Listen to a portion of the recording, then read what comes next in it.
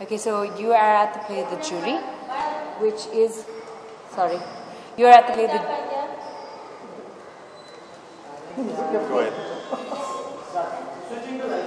Yes, thank you. Okay, go ahead. Okay, you are at the play The Jury, which is a murder mystery, but it's a comedy.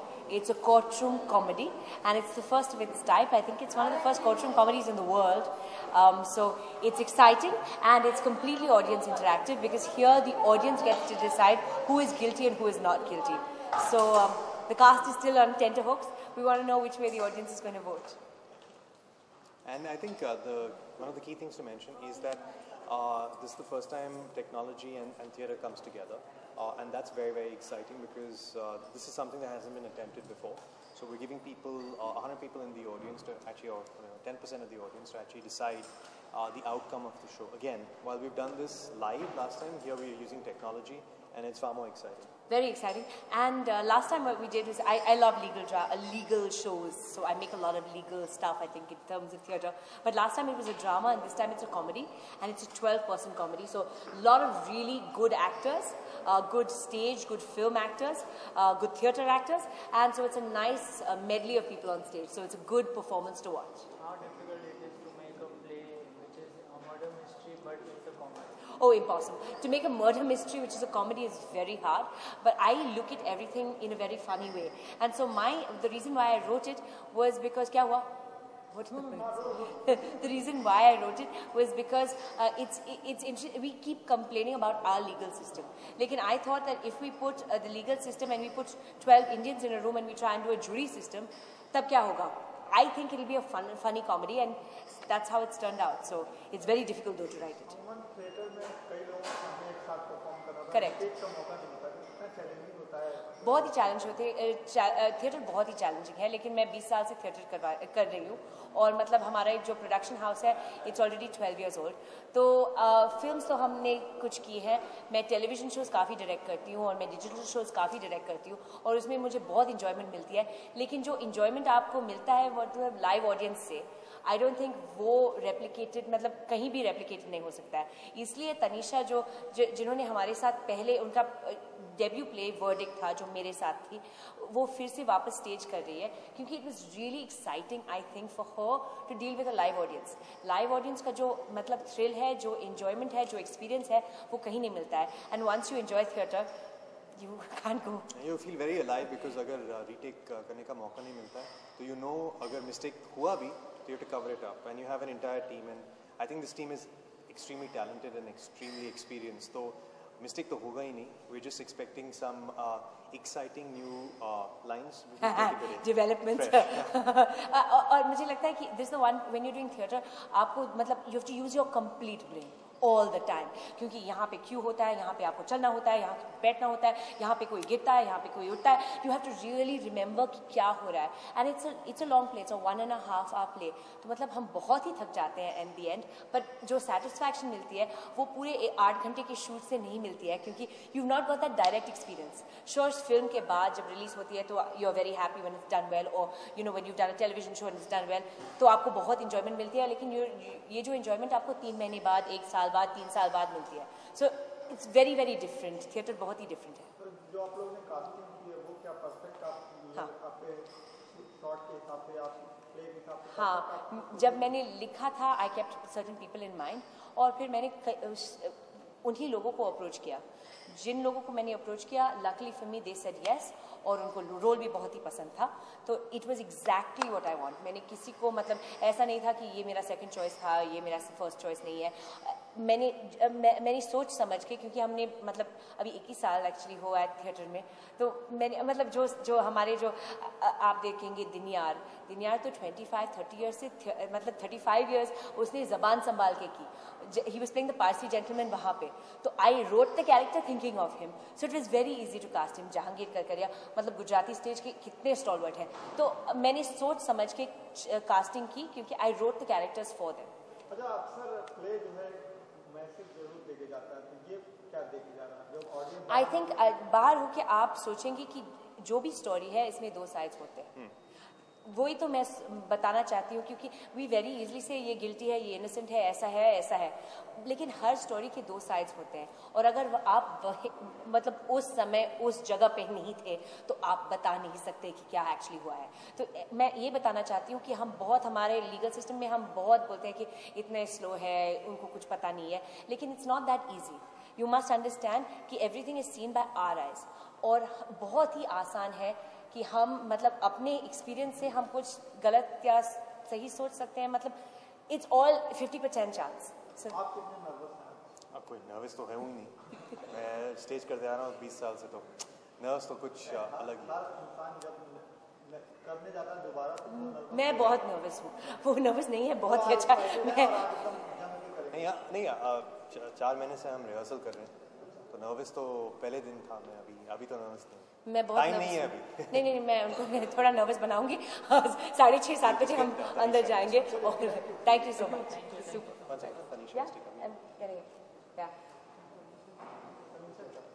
Just give me a photo. Hi, hello. पिक्चरों में तो retake मिलता है, लेकिन यहाँ आपको retake नहीं मिलने वाला। कितनी नर्वस है और क्या? और आप अभी मुझे याद दिला रहे हैं कि मुझे डेफिनेटली कोई रीटेक नहीं मिलने वाला है।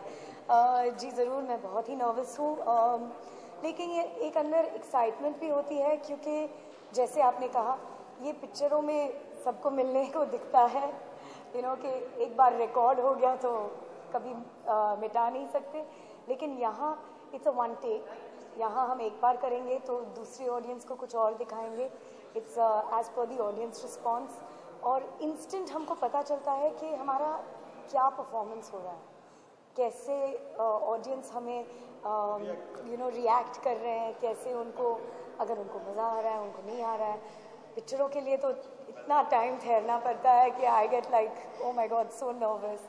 और फिर एक बार पिक्चर रिलीज़ हो जाती है, ये आपके हाथ में नहीं है कि पिक्चर अच्छी हो ना या ना हो, लेकिन यहाँ प्ले के जरिए हम जब भी परफॉर्म कर रहे हैं तो अगर एक्टर्स, अगर आपका कास्ट अच्छा है तो आप इमीडिएटली इम्प्रोवाइज करके कुछ मिस्टेक्स को फिक्स कर सकते हैं ताकि ऑडियंस को ज़्यादा मज़ा आए।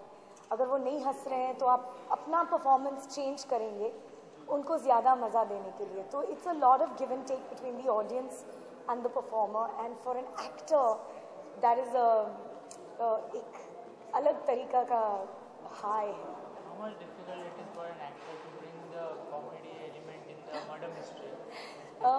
आई थिंक ये बहुत ही डिफ़िकल्ट है एक कॉमेडी एलिमेंट मर्डर मिस्ट्री में लाने के लिए, लेकिन वो प्ले के लेखक पे है, प्ले के एक्टर्स पे it's about timing and getting your lines right, but as far as the plays writer is concerned ये उनके ऊपर है। And I think Divya has done an excellent job, क्योंकि उन्होंने क्या किया है कि मर्डर मिस्ट्री को कॉमेडी बनाना इजी नहीं है, लेकिन कैरेक्टर्स को फ़नी बनाना बहुत ही आसान है, और उसने ऐसा कुछ किया है। तो आपका जो किरदार है वो हम बताएंगे किस तरीके का है? जी, मैं खुद को I am actually playing myself. मैं स्टेज पे एक बहुत ही exaggerated version, extremely exaggerated version of Tanisha Mukherjee play कर रही हूँ। तो मेरा नाम प्ले में भी तनीषा मुखर्जी है। तनीषा मुखर्जी कुछ आसानी तो हो गई होगी ना, लोग कॉल करेंगे? नो, आसानी बिल्कुल नहीं है, क्योंकि हम रियल लाइफ में काफ़ी सिंपल है, और ये एक एग्जैजरेटेड बॉलीवुड एक्ट्रेस तनीषा मुखर्जी है, जो सारे जो एक्ट्रेसेस हैं उनके जो नाटक नखरे, उनके जो क्वर्क्स हैं वो सब उनको लेते हैं, and they basically they are overly exaggerated, और at the end of the day Divya मेरे ऊपर ही मजाक उड़ा रही है प्ले में। तो ईजी नहीं है, सुनना बोलना आसान होता है। मैं अपनी फैमिली को ज़रूर एक्सपेक्ट कर रही हूँ, लेकिन वो सारे सबर्ब्स में रहते हैं और ये all the way in town है, तो yes a lot of my family is coming and I look forward to seeing them here. Tanisha, एक सवाल था कि काजोल, जो कि हम सभी जानते हैं कि फैन फॉलोइंग बहुत ही है, वो दीवारें कर रही हैं, आपकी शूटिंग कंप्लीट होने वाली हो गई, आप कितनी एक्साइटेड हैं फिल्म को लेके, या आपको कितना इंतजार है कि काजोल एक बार स्क्रीन पे आने वाली है? आई एम वेरी एक्साइटेड, मैं बहुत ही एक्साइटेड हूँ, क्योंकि I mean, it's my sister. I'm seeing her on screen and मुझे काजल और शाहरुख का पेयरिंग बहुत ही अच्छा लगता है. कुछ कुछ होता है is one of my favorite films. So I'm too excited. I can't wait to see them. Yeah. Tanisha, इस रोल के प्रिपरेशन के लिए क्या करती है? क्योंकि खुद आप तनिषा मुखर्जी बनी हुई है, प्रिपरेशन करना पड़ा होगा. प्रेपरेशन करना पड़ा है क्योंकि मैं तनिषा मुखर्जी प्ले कर रही हूँ, लेकिन मेरा किरदार जो है वो सारे बॉलीवुड एक्ट्रेसेस पे एक टेक है. तो it's an exaggerated version of सारे जो बॉलीवुड एक्ट्रेसेस के थोड़े थोड़े नखरे होते हैं, उसके ऊपर एक बहुत ही बड़ी एग्जैजरेशन है. तो डेफिनेटली काफ़ी प्रेपरेशन करनी पड़ी क्योंकि हम वैसे नहीं हैं रियल लाइफ में. और हम इतने बड़े कैसे कहते हैं ड्रामा क्वीन, जी नहीं, हम ड्रामा क्वीन नहीं है, हम काफ़ी सिंपल है. तो डेफिनेटली एक बहुत बड़ा 3 महीने का रिहर्सल करना पड़ा. ये मेरे लिए I am doing this for fun. So मेरे जो वीकेंड्स हैं सारे इसमें जाते हैं, मेरे वीकडेज सब काम पे जाते हैं. अच्छा, आगे क्या करने वाली है? बड़े पर्दे पे नजर आ रही है? Definitely my next project is the biopic of Anna Hazare, which I'm very excited about. और प्रोडक्शन में भी कुछ चीज़ें हो रही हैं. I'm playing a journalist in the film, and that's all I'm going to talk about it because I'm here to talk about my play. मैं आपके साथ पूरी इंटरव्यू इसके बारे में नहीं कर सकती, लेकिन नेक्स्ट टाइम जरूर. Thank you.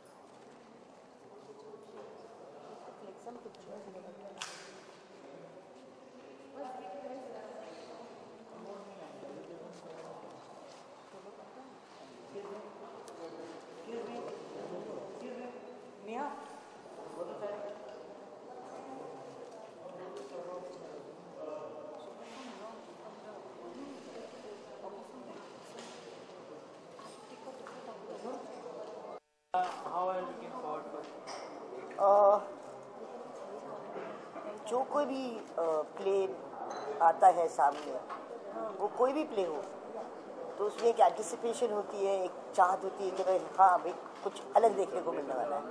So I am really excited. मुझे देखना है कि क्या है. सुना है कॉमेडी भी है, मर्डर मिस्ट्री भी है, और हम लोग जूरी भी हैं, और कुछ ऐसा है समथिंग लाइक दैट. तो मज़ा आने वाला है. सब बहुत मज़ा आने वाला है.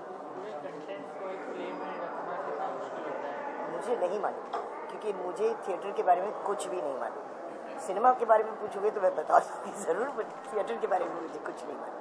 और इट्स अ फैंटास्टिक मीडियम, और ये भी एक स्ट्रॉन्ग मीडियम है जहाँ पार्टिसिपेशन होता है ऑडियंस का एक्टर्स के साथ, एंड एक्टर्स को भी मज़ा आता है, ऑडियंस को भी मज़ा आता है. सो देखते हैं, मज़ा करते हैं. हाँ जी, क्या कहूँ, मुझे नहीं मालूम. अब मैं जब उसको स्टेज पे देखूंगी तब मुझे पता चलेगा कि तनिषा ने क्या किया है और क्या करने वाली है. तनिषा कह रही थी कि 4 महीने से वो काफी व्यस्त थी, अपने वीकेंड्स को भी इसी में इम्प्लीमेंट करती थी. हाँ, तो अगर प्ले करते हैं लोग तो उनको रिहर्सल तो करनी पड़ती है ना. इस सिनेमा का इधर से है नहीं कि भाई हम लोग सेट पे गए, 2-3 रिहर्सल किए और फिर शॉट दे दिया. तो ये तो शॉट वाइज तो होता नहीं है, ये तो एंटायर प्ले है ऑडियंस के सामने. सो रिहर्सल्स तो लगते हैं, लाइंस याद करनी पड़ती है. संजय, काजोल जी की पिक्चर आने वाली है दिलवाले, उसके बारे में क्या कहना चाहेंगे? मुझे शाहरुख खान के साथ आ रही है, मुझे नहीं, रिक्रिएट हो रहे हैं. I have no idea. Madam, आपने सुना तो होगा कि आपने सुना तो होगा। काजोल इस तरह की फिर से एक फिल्म कर रही है शाहरुख खान के बारे में, ऐसी न्यूज़ तो सुना है, न्यूज़ सुना है, लेकिन मुझे उसके बारे में कुछ डिटेल्स नहीं. सो मुझे एक सरप्राइज मिलने वाला है जब फिल्म आएगी, जब कंप्लीट होगी तब देखेंगे. पिक्चर के पोस्टर आ गए हैं, सब कुछ आ गया, आपने देखा ही पोस्टर. मैं एक अलग किस्म की औरत हूँ. मैं इस सब चीज़ में मायने नहीं रखती. जब पूरा आता है मेरे सामने तब मैं जाके देखती हूँ. ये इसका छोटा छोटा छोटा छोटा देखने में तकलीफ होती है मुझे, और भी कोई चीज़ें तकलीफ होती है।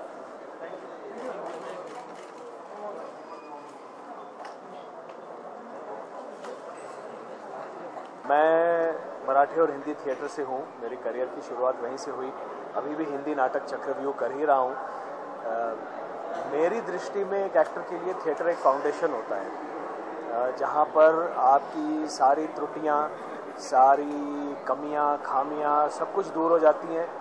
एक कॉन्फिडेंस आता है, आत्मविश्वास बढ़ता है। तो थिएटर करते रहना भी उतना ही इम्पोर्टेंट है मेरी दृष्टि से। जी शायद ये बहुत कम लोग जानते होंगे कि कृष्णा के बारे में तो आप मशहूर है, बायोपिक का चलन चल रहा है, तो अगर इसका चलन चल रहा है, बायोपिक फिल्मों का एक ट्रेंड चला है, तो ऐसी इच्छा रखती है कि कृष्णा के बारे में जो कि लोग जानते तो हैं, लेकिन इस तरह की कोई बायोपिक आप ऐसा सोचते हैं? बायोपिक, कृष्ण का बायोपिक कह रहे हैं आप? ऐसे मतलब उनके ऊपर एक बॉलीवुड में फिल्म ऐसा कुछ बन सकती है, क्यों नहीं बन सकती। लेकिन बायोपिक नॉर्मली जो है वो इंसानों के ऊपर बनती है। तो कृष्ण के ऊपर बनेगी तो लोग उसको बायोपिक नहीं कहेंगे, उसको या तो धार्मिक फिल्म कहेंगे या हिस्टोरिकल फिल्म कहेंगे। लेकिन मेरी दृष्टि में बननी तो चाहिए, देखें कौन बनाता है। तो अभी आप फिर से कभी कहाँ नजर आने वाले? अभी मैं फिलहाल ये जो मेरा लुक है ये आशुतोष गोवारिकर की फिल्म मोहनजोदारो का लुक है, और मोहनजोदारो में मैं आपको दोबारा दिखूंगा अगले साल। अच्छा, मोहनजोदारो की अगर बात करें तो इंडस वैली सिविलाइजेशन की फिल्म है, और जो जो चीज़ें पहले थी क्या वो पूरी रिक्रिएट हो रही हैं? जैसे नालियाँ जैसे मोहनजोदारो में थी, इंडस वैली पूरा था, तो वो चीज़ें क्या आप सेट्स पे हमें बताएंगे क्या क्या चीज़ें हैं? ये आपको भी अच्छी तरह से पता है कि मोहनजोदारो के सब्जेक्ट या उसके किसी भी एक विभाग के बारे में हम बोल नहीं सकते, है ना। वो सही समय पे प्रोडक्शन की ओर से आपको सारी इंफॉर्मेशन, जानकारी आपके माध्यम से दी जाएगी। वो भी मैं आज नहीं बता सकूंगा। मैं इतना अवश्य कहूंगा कि मोहनजोदारो में एक ऐसा संवेदनशील व्यक्ति का किरदार है जो कृष्ण से बहुत हटके है। और ऋतिक से बहुत अच्छा शूटिंग अभी चल ही रही है, मुंबई में चल रही है। फिर से कल से दूसरा शेड्यूल शुरू हो जाएगा मुंबई का। ऋतिक के साथ काम करने का मज़ा इसलिए आता है कि वो एक बहुत ही शालीन और प्रोफेशनल व्यक्ति है। तो कोई एयर्स नहीं है, ईगोज नहीं है, कुछ नहीं है। और मेरा सौभाग्य रहा कि उसने जब वो छोटा था तो मेरा महाभारत देखा हुआ था, तो हम उसके विषय में भी बात करते रहते हैं। He is a very very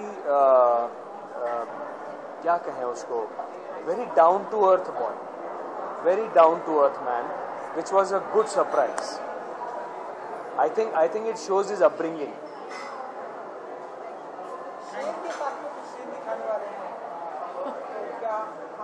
Ashutosh Gowariker बता पाएंगे आपको।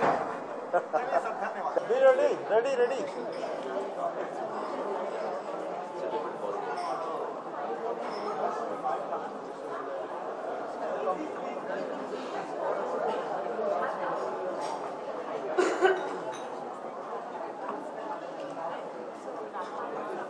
आजा, कम फोटो लो। Ajit sir bytes, media bytes.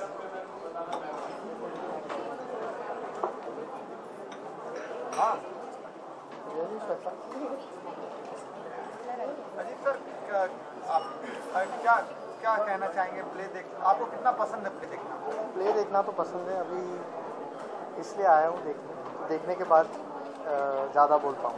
अभी पास में कभी कोई प्ले देखा अच्छा लगा हुआ है? बहुत दिन हो गए प्ले देखे, तो इसलिए I am looking forward to. Sir आप क्रिकेट की बात थोड़ी सी करेंगे? तो क्रिकेट की बात बाद में करें।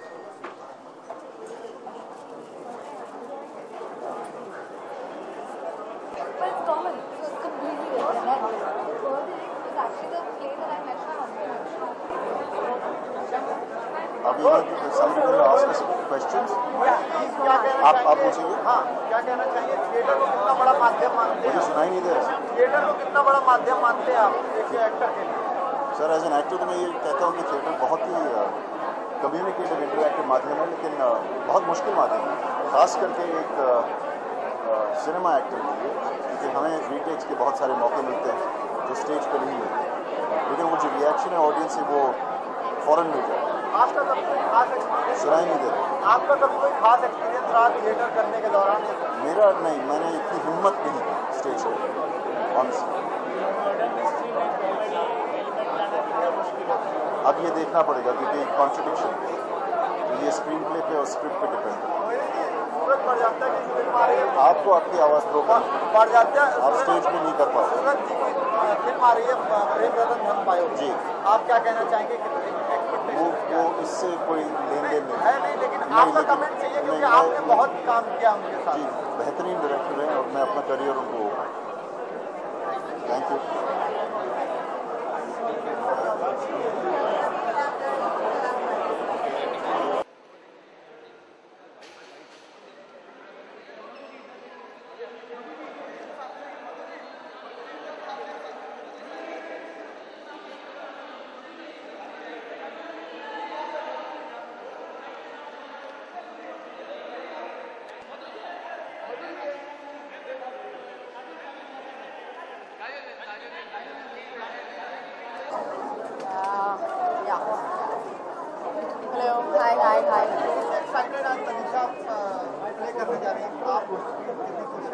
बिल्कुल, मैं बहुत एक्साइटेड हूँ। मुझे लगता है she is going to be fantastic और मैंने उनका पहला प्ले भी देखा था and she was awesome in it and I am definitely looking forward. Theatre कितना बड़ा प्लेटफॉर्म मानती हैं आप किसी भी एक्टर के लिए?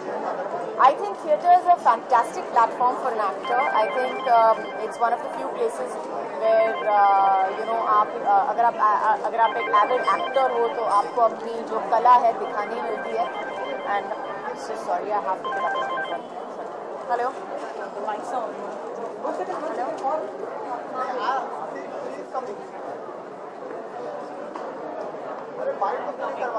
I've got to go. Sorry. Just tell her I'm leaving.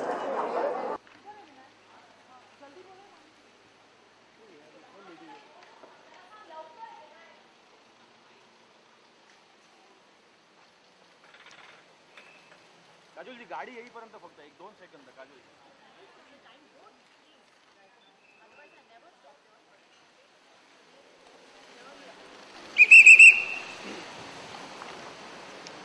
अरे यार गाड़ी इधर से जाएगा गाड़ी बाहर, ये वैसे जाएगा। फॉग आ गया, फॉग आ गया।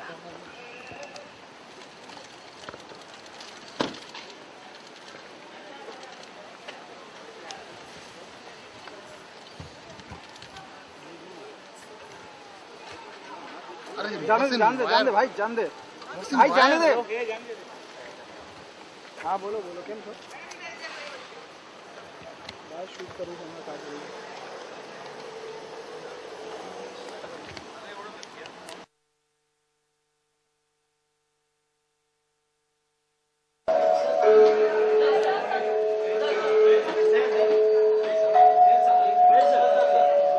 सर यहाँ पे एक मिनट सामने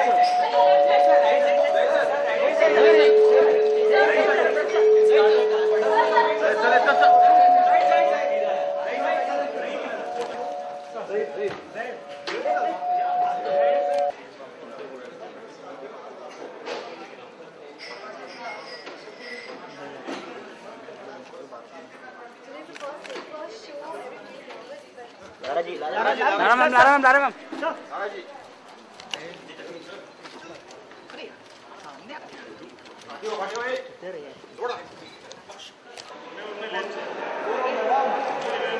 मैम ऑन योर लेफ्ट।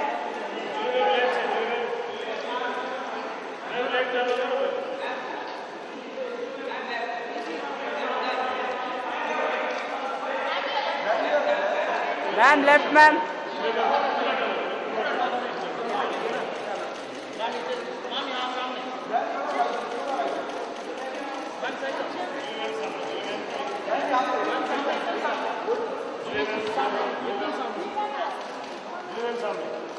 चालू झाला आमचा प्ले चालू झाला येऊन द्या त्यांना आता